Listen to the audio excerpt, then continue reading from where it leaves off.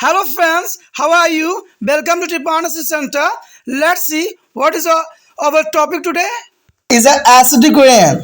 The acidic rain here is when to sulfur dioxide means SO2 and the oxide of nitrogen means X is NOx are there is emit into the atmosphere undergoes to chemical transformation and are absorbed by the water droplet in a cloud. This cause of formation of the sulfuric and the nitric acid in the rain clouds. The droplet then fall to the earth and the rain, snow or mist. If the rain fall through the polluted air, if the pick up more and these gas are increasing its acidity. This is called to the acid rain. The acid rain is thoroughly by the peak of the more gases by the increasing of acidity. It is called to the acid rain, and this can increase the acidity of the soil and effect of the chemical balance of lake and the stream. This acid rain is defined as any types of precipitations with a pH that is usually low. A pH of less than a 5 is a definition of the acid rain. The acid rain is a serious environment problem that affects the large part of the world. The here question, what is the pH? What is the pH? The pH is the acid rain measuring using to scale is called to the pH. That acid rain measuring scale is called to the pH because at release of hydrogen ion, the acid content of solution is based on the concentration of hydrogen ion and expressed to the pH. This scale use of measuring of acidic rain example 0 is the maximum acidity and the 7 is the neutral point in the middle of the scale and the 14 maximum alkaline is the opposite of acidity. There is the most important here and show this diagram.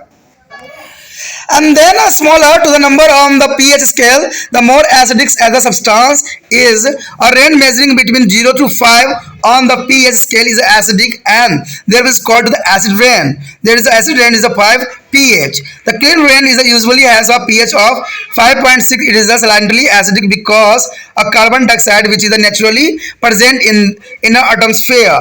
On the other hand, the vinegar is a very acidic and has a pH is of 3.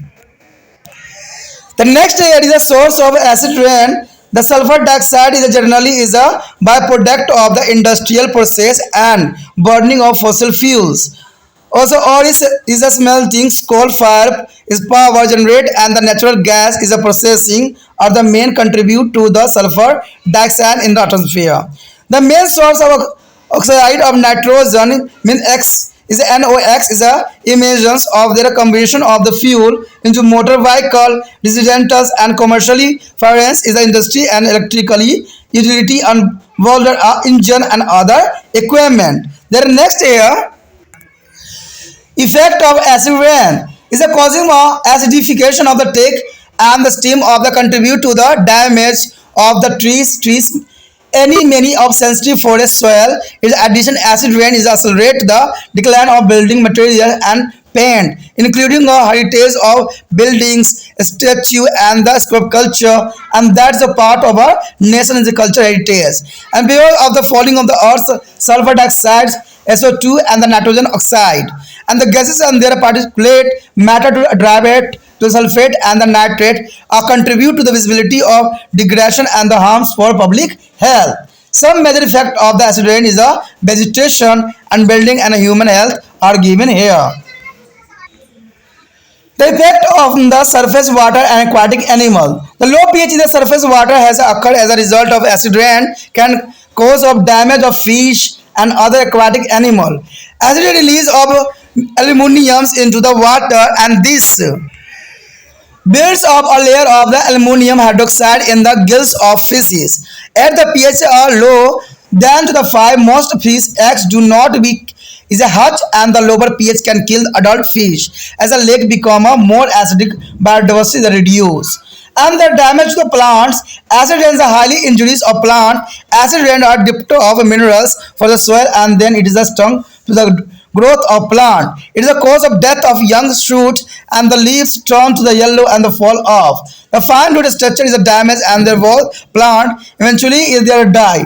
Acid rain can be slow the growth of forest and cause the leaves and the needles to turn brown and fall off the die. In a similar case of the trees as the walls area of the forest can die. The next is the effect on the human health. The human beings may be also be affected due to the acid rain.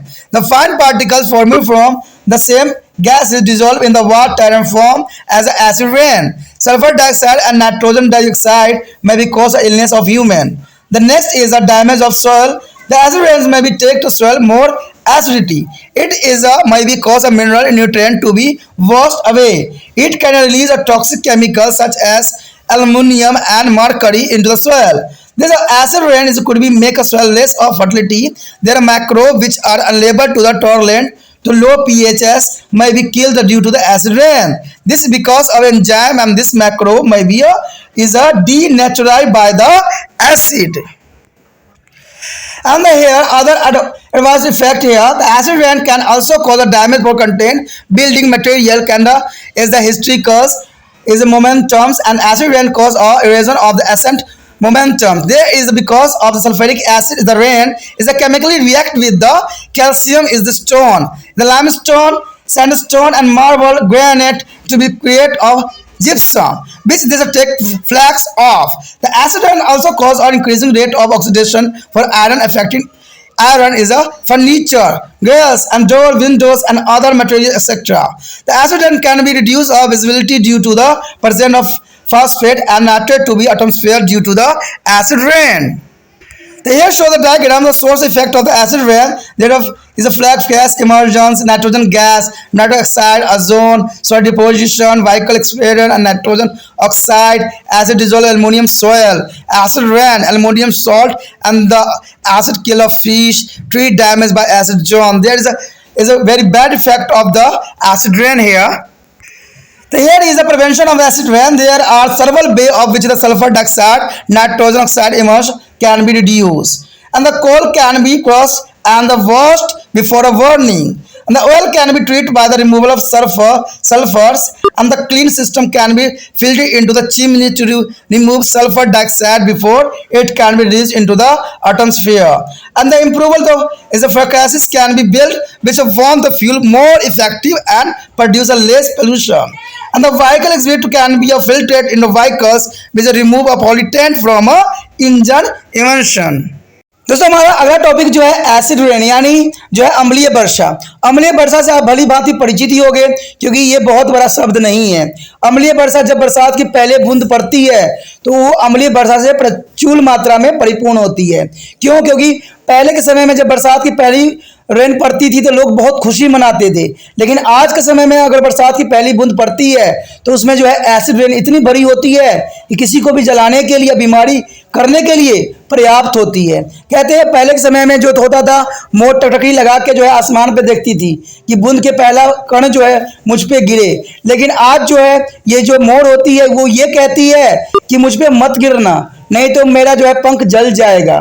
तो इसका कारण हम मनुष्य ही हैं जो आए दिन carbon dioxide की मात्रा बढ़ाते चले जा रहे हैं। और कार्बन डाइऑक्साइड क्या जो इसका सबसे बड़ा कारण बनता है वो सल्फर डाइऑक्साइड बनता है यानी CO2 बनता है। बट नाइट्रोजन के ऑक्साइड भी इसके बहुत बड़ा उत्तरदायी बनते हैं और वायुमंडल में उत्सर्जित होते हैं। इनकी रासायनिक रूपांतरण होता है और वे बदले में पानी की बूंदे द्वारा अवशोषित कर लिए जाते हैं। इसे वर्षा के बदले में जो है सल्फ्यूरिक अम्ल व नाइट्रेट अम्ल का निर्माण होता है। ये बूंद वर्षा और बर्फ और कोयले के रूप में भी पृथ्वी पर गिरती है। यदि वर्षा प्रदूषित वायु से होकर गिरती है तो वह इस गैसों का स्वयं में और अधिक मात्रा में संयोजित करती है और इसकी जो है अम्लता बढ़ती ही चली जाती है।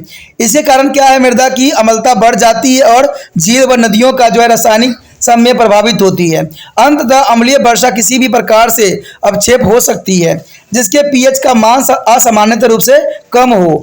कहते हैं सामान्यतः पीएच का जो है 5 से कम मान वाले अवक्षेप को अम्ल वर्षा कहते हैं। अम्ल वर्षा एक गंभीर पर्यावरणीय समस्या है जो कि विश्व को अधिकांश भागों को काफी प्रभावित करती है। तो अम्लीय वर्षा जो है जनजीवन के लिए अति जो है नुकसानदायक है। अब सबसे बड़ा क्वेश्चन आपके समक्ष ये आता है कि पीएच क्या होता है।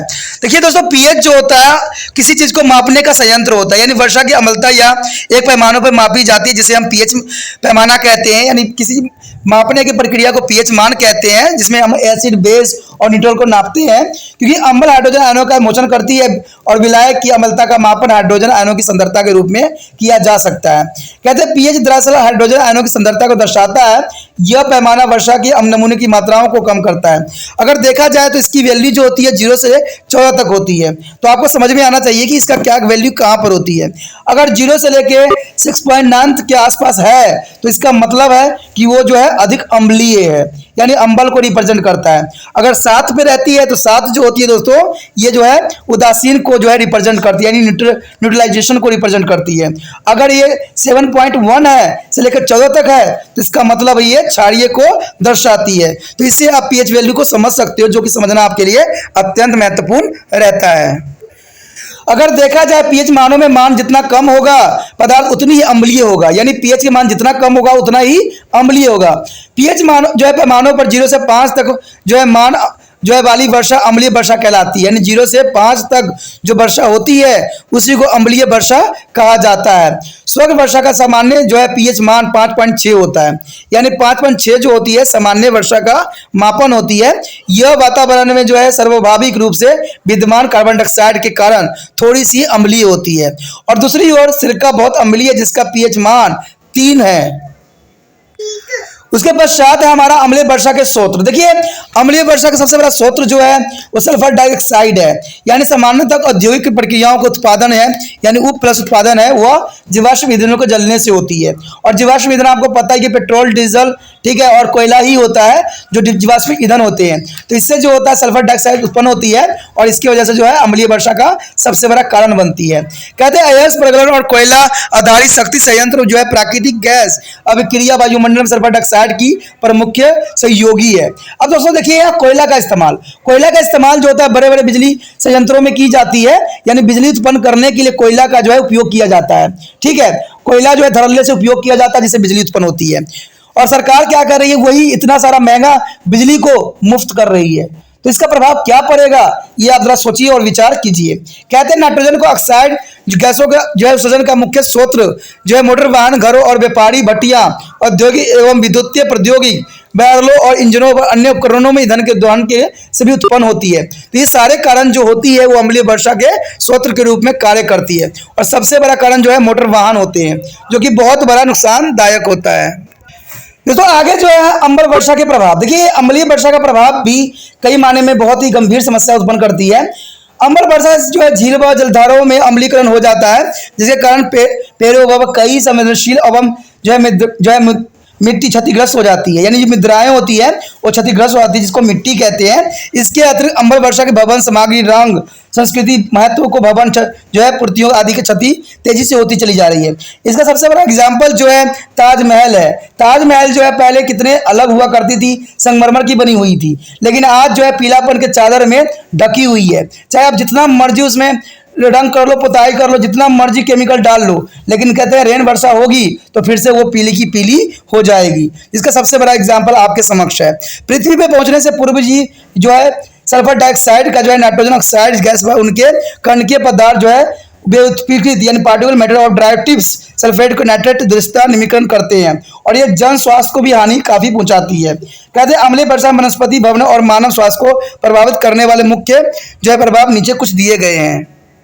यहाँ पर तो सबसे पहले जो है धरातलीय जल तथा जल जीवों पर प्रभाव। कहते हैं अम्लीय वर्षा के कारण धरातलीय जल जो है पीएच का मान कम होने से मछली व अन्य जलीय जीवों को भी हानि पहुंचती है। अम्लता जल में जो है एल्युमिनियम निमुक्त होती है और मछलियों के जो है गलफरों में एल्युमिनियम डाइऑक्साइड की एक परत के रूप में निर्मित हो जाती है। और पीएच का मान 5 से कम होने पर मछलियों के अंडे से बच्चे पैदा नहीं हो पाते हैं। इससे कम पीएच मान से वयस्क मछलियों को मर जा सकते हैं और झीलों के अधिक अम्लीय होने से जैव विविधता को बहुत काफी क्षति पहुंचती है। आपने सुना भी होगा कहीं किसी क्षेत्र में कि यहाँ पर जो है सारी मछलियां मर गई। कारण क्या था, वहां के जो था जल प्रदूषित हो गई। जल में क्या था, सल्फर डाइऑक्साइड था, यानी जिसका अम्लीय वर्षा के कारण जो था सारे मछलियों के ऑक्सीजन नहीं मिला और सल्फर डाइऑक्साइड भरने की वजह से मृत्यु हो गई। मान लीजिए कुछ सल्फर डाइऑक्साइड जो है मछलियों ने इनहेल कर लिया और जब आप उसको खाना के भोजन के रूप में खाओगे तो आपको भी सल्फर डाइऑक्साइड बॉडी में जाएगा और आपको भी उसी प्रकार से क्षति होगा, क्योंकि आपको पता है कि प्रत्येक उपभोक्ता में कुछ चीजें जो होती है डबल होती चली जाती है। तो ये चीजें बहुत काफी इंपॉर्टेंट रहता है और कहते हैं ये इंपॉर्टेंट तो रहता ही रहता है, प्लस जो है इनकी आनुवंशिकता पे भी प्रभाव पड़ता है। यानी मछलियां जो है जीवन आगे उत्पत्ति करने के सक्षम ही नहीं रह पाती है। इनके सारे जो अंडे होते हैं वो नष्ट तहस नहस हो जाते हैं। तो मछली की उत्पादन क्षमता भी कम हो जाती है, जिसकी वजह से बहुत काफी जैव विविधता हर्ष होती चली जाएगी। उसके पश्चात जो है पादपों की क्षति। देखिए अम्ल वर्षा पादपों के लिए अत्यंत हानिकारक है। अम्लीय वर्षा जो है मिट्टी से खनिज को अलग कर देती है और जिससे पौधे बौने रह जाते हैं और छोटी शाखाएं मृत हो जाते हैं। पत्तियां पीली पड़कर गिर जाती है और महीन जड़ जो है संरचना नष्ट हो जाती है और पूरा पादप मृत हो जाते हैं। अम्लीय वर्षा से वनों की वृद्धि भी मद पड़ जाती है और पत्तियां और पुष्प भूरे होकर गिर जाते हैं और इन चरम स्थिति में जो है पूरा वन क्षेत्र मृत हो सकते हैं। तो देखिए कितना बड़ा क्षति पहुंच सकती है अम्लीय वर्षा की वजह से कि पूरे वन जीवन नष्ट हो जाएगी। ये बहुत बड़ी गंभीर समस्या है अम्लीय वर्षा का, जिसको आज हर एक मनुष्य को सोचने की आवश्यकता है। अब देखते हैं मानव स्वास्थ्य पर क्या प्रभाव पड़ता है। देखिए मनुष्य भी अम्लीय वर्षा के कारण प्रभावित हो सकते हैं। कुछ गैसों के वरीय कण जो है अम्ल वर्षा सल्फर डाइऑक्साइड और नाइट्रोजन डाइऑक्साइड जैसे गैस बनती है, जिसमें मनुष्य के रोग उत्पन्न हो सकते हैं। अगर देखा जाए मृदा की क्षति यानी मिट्टियों की जो क्षति पहुंचती है वो भी बहुत बड़ा विनाशकारी सिद्ध होगी। अम्लीय वर्षा के परिणाम स्वरूप मृदा और अधिक अम्लीय बन सकती है और इसके कारण खनिज पोषक तत्व घुलकर नष्ट भी हो सकते हैं। इसके कारण जो है विषाक्तता रसायन जैसे एल्युमिनियम व पारा मृदा में संयोजित हो सकते हैं और इस प्रकार अम्लीय वर्षा जो है मृदा को कम उर्वरक बना सकती है। अम्लीय वर्षा के कारण जो है पीएच को सहन करने में असमर्थता यानी जीवाणु मर सकते हैं। ऐसा इन जीवाणुओं को एंजाइमों में अम्ल के कारण विकृति हो सकती है। देखिए दोस्तों बहुत से मिट्टी में ऐसे जीव जंतु होते हैं जो कि किसानों के मित्र भी कहलाते हैं और इससे जो है उर्वरकता क्षमता भी बनी रहती है। लेकिन अम्लीय वर्षा के कारण क्या होगा, ये सारे के सारे जो होंगे तहस नहस हो जाएगा और जो है जीव नष्ट हो जाएंगे, जिसकी वजह से मिट्टी की उर्वरकता क्षमता भी दिन प्रतिदिन नष्ट होता चला जाएगा। उसके पश्चात हमारे समक्ष अन्य प्रतिकूल प्रभाव। देखिए अम्लीय वर्षा से खास भवन निर्माण सामग्री एवं ऐतिहासिक स्मारकों को भी क्षति पहुंच सकती है। देखिए दोस्तों मैं पहले ही आपको याद दिला चुका हूं कि इसका सबसे बड़ा एग्जाम्पल जो है ताजमहल है, जो कि पूरे तरह से पीला पड़ चुका है। अम्लीय वर्षा से प्राचीन स्मारक का जो क्षरण हो सकती है, यानी पुराने जो बड़े बड़े बनाए गए हैं जो स्मारक है वो क्षतिग्रस्त हो जाएंगे। ऐसा इसलिए होता है क्योंकि वर्षा में सल्फ्यूरिक अम्ल के विद्वान होने पर उसके पत्थर जैसे चूना पत्थर का बना हो, बलुआ पत्थर का बना हो, संगमरमर का, ग्रेनाइट में विद्वान कैल्शियम से अभिक्रिया से फलस्वरूप जिप्सम के बनने के कारण ऐसा होता है। जब यह पपड़ी के रूप में गिरना आरंभ हो जाता है तो अम्लीय वर्षा के कारण लोहे के ऑक्सीकरण की दर बढ़ती चली जाती है, जिससे लोहे के फर्नीचर जो ग्रिल दरवाजे खिड़कियां व अन्य पदार्थ प्रभावित होती है।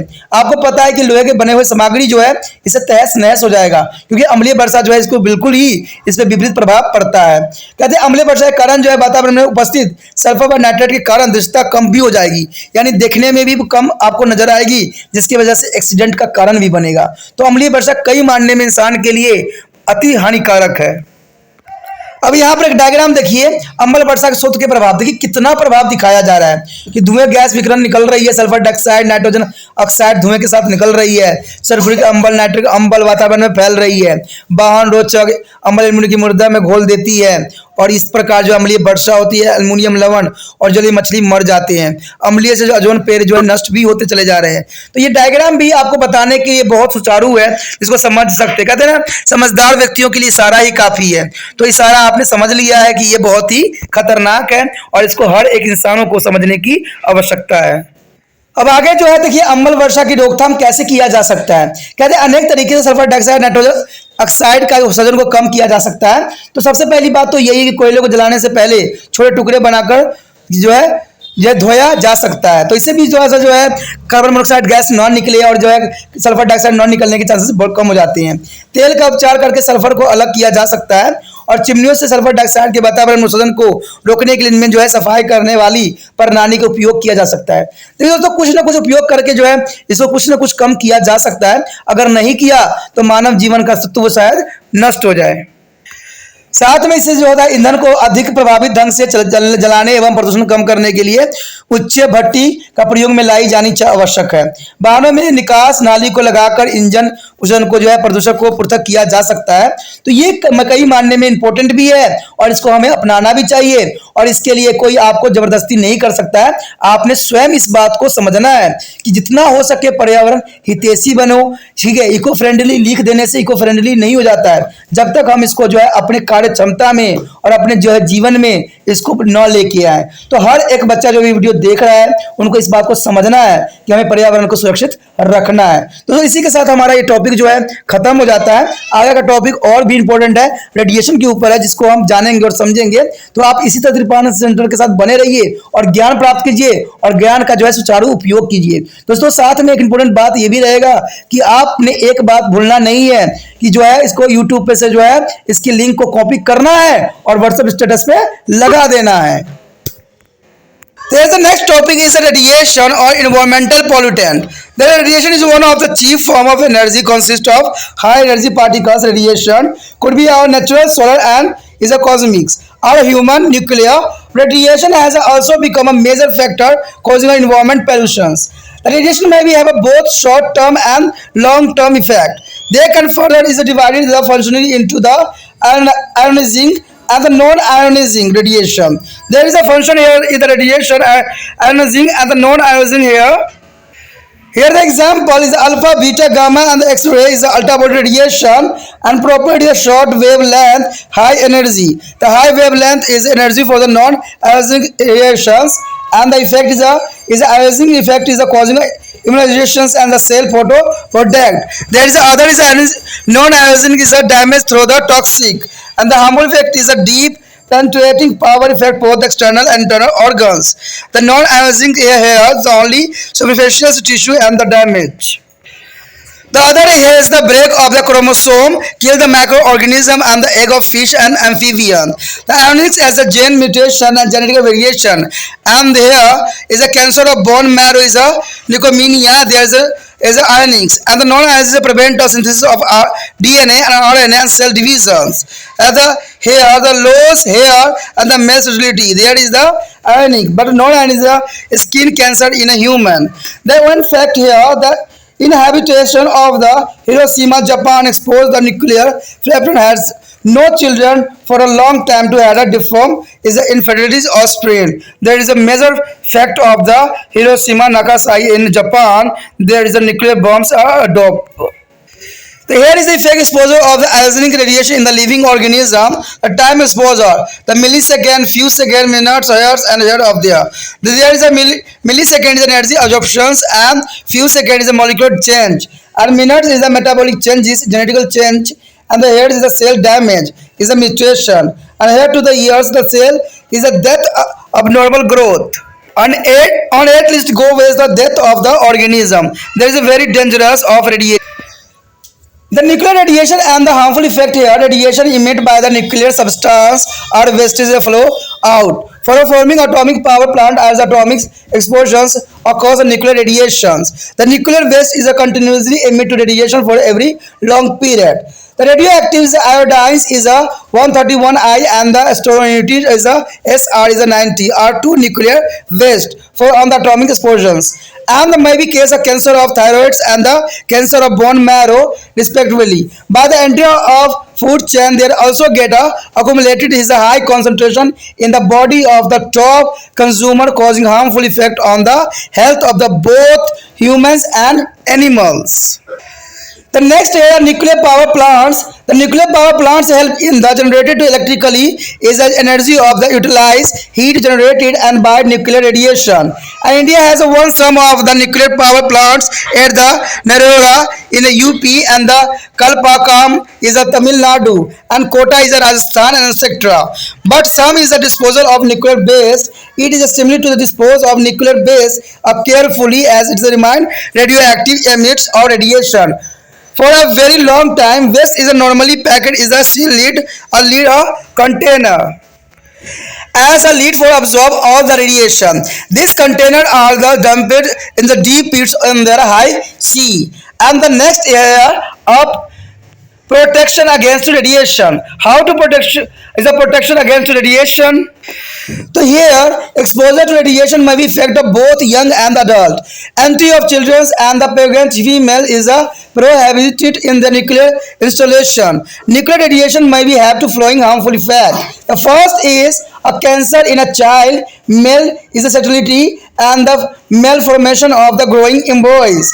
And the people working in the nuclear establishment can be provided to protection against the radiation by The first is increasing the distance between to the source of radiation and the working people, and the use of lead shaded to serve absorbing of materials. And the next is the things concentrate of wall around to the reactor to work as shaded, and use of protective bones and the gloves for people. The next is the application of the radiation. The depth of all the harmful effect of radiation, the use of various field for the benefit of mankind is gradually increased as shown in their figure. And there is almost all our source is the energy originate from the solar radiation. For example, photosynthesis process for formation of food and fossil fuel. The artificial generated radiation are also used for various purpose. The application of the radiation here, the industry process the radiation detect of the metal, moisture and quality.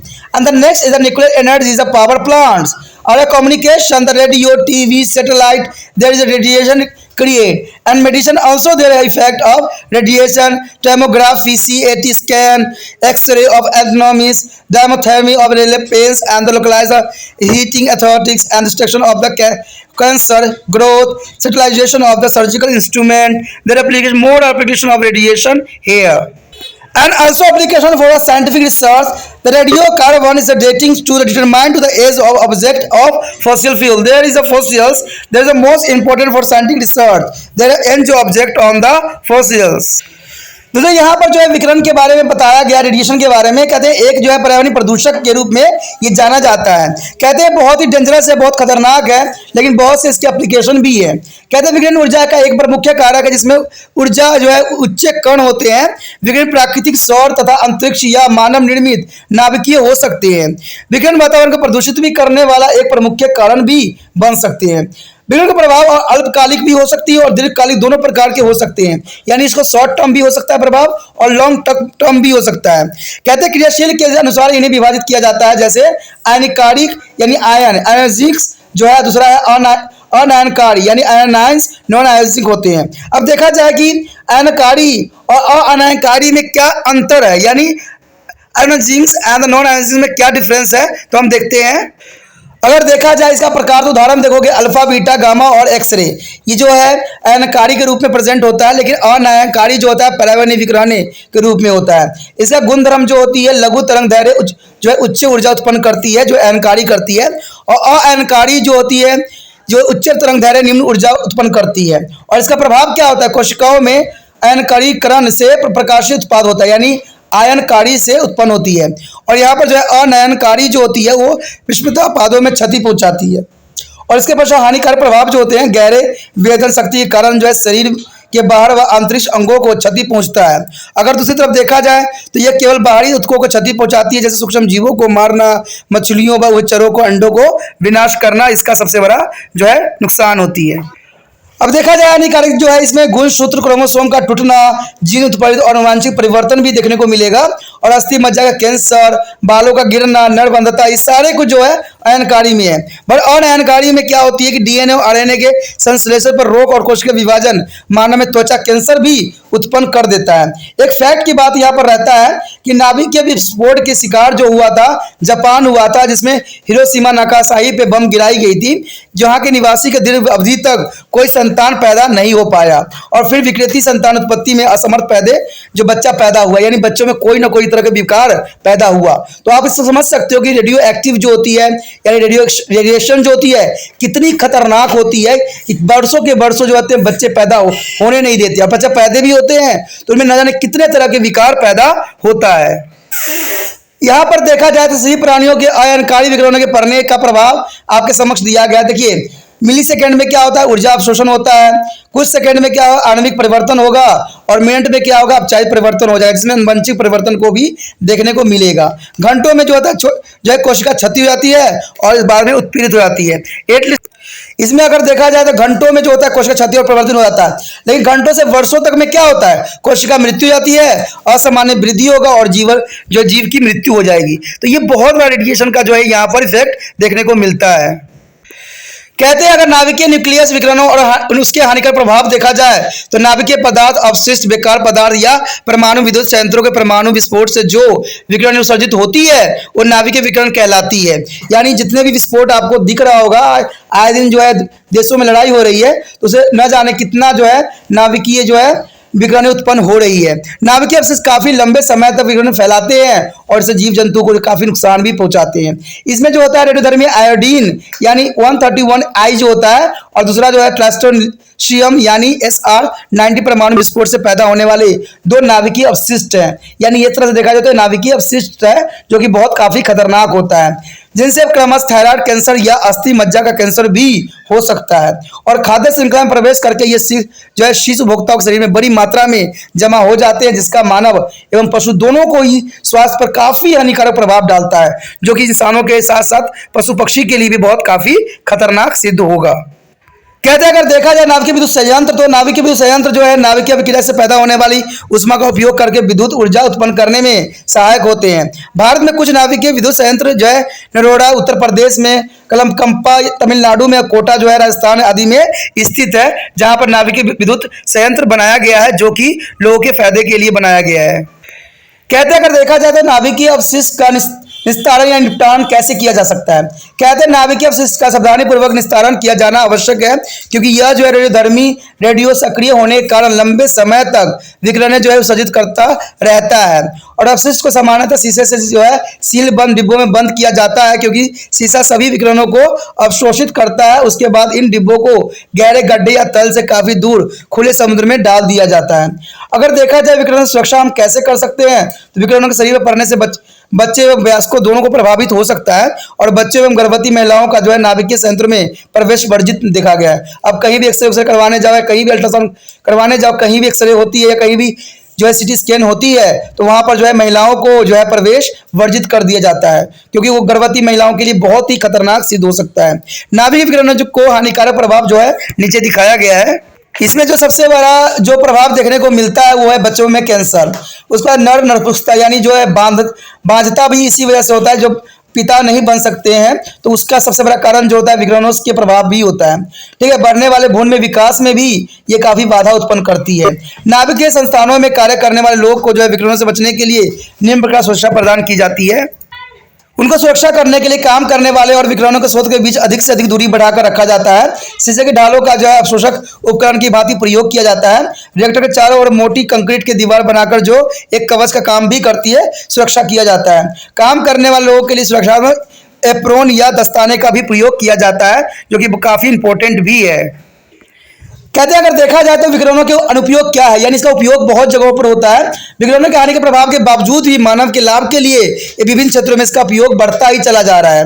कहते हैं अधिक हमारी ऊर्जा को लगभग सभी स्रोतों का मूल्य स्रोत जो है विकिरण ही है। उदाहरण के लिए खाद्य जीवाश्म ईंधन तैयार करने के लिए प्रकाश संश्लेषण की प्रक्रिया कृत्रिम रूप से उत्पादित विकिरणों का भी विभिन्न कार्यों के लिए जो इस्तेमाल किया जाता है। तो यहाँ एक टेबल दिखाया गया है जिसमें जो है इसका उपयोग बताया गया कि इसका उपयोग कहाँ कहाँ होती है।